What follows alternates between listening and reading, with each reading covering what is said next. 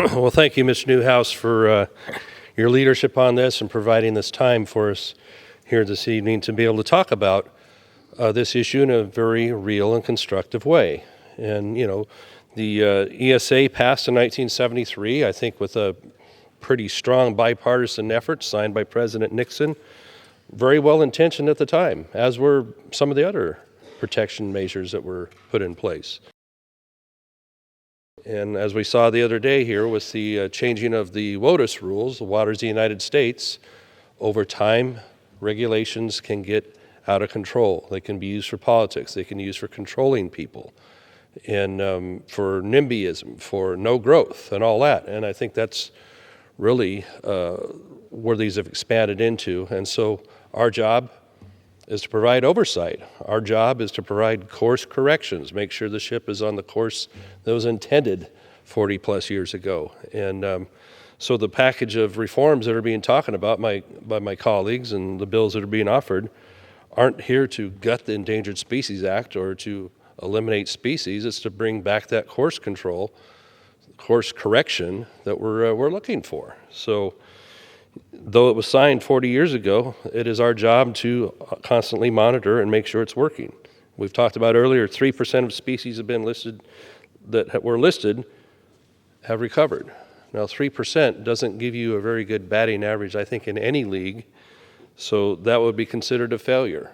It's not because of lack of effort or lack of spending. Certainly in my own state of California, where species have been listed, we have issues with fish, with delta smelt, with salmon, and yet the trillions of gallons of water that are expended flushing the delta each year to find a lower result.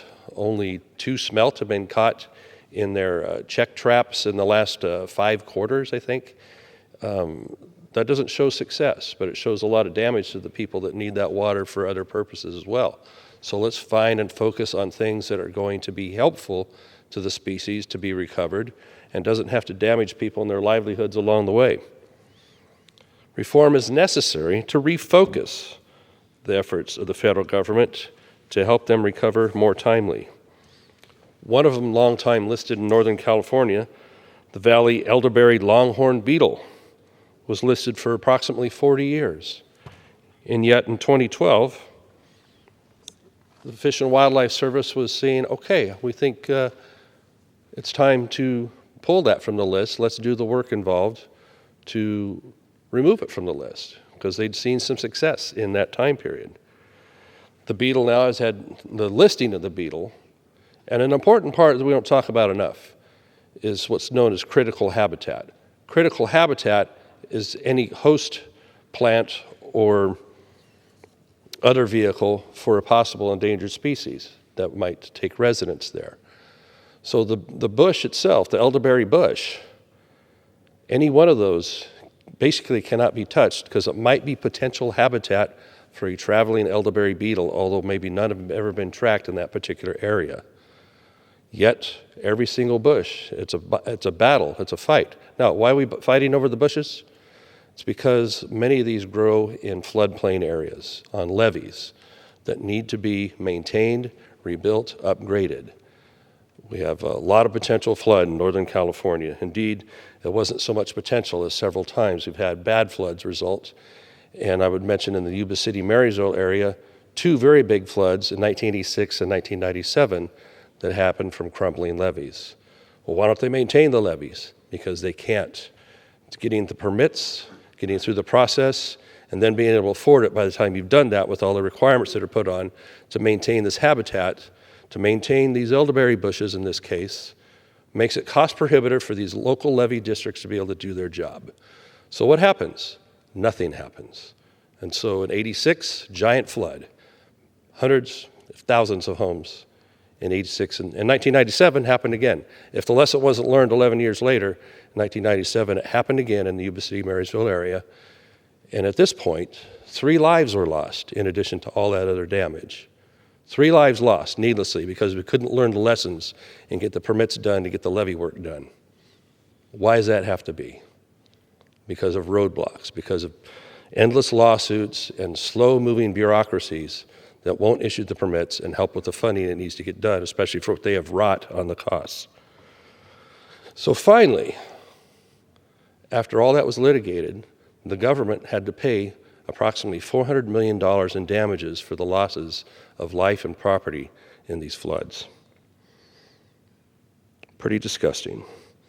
But still, every single bush is litigated as a potential for critical habitat, even though there may not ever be one of the species you're talking about, in this case, the Valley elderberry longhorn beetle that might potentially use it. So what happened with the delisting in 2012?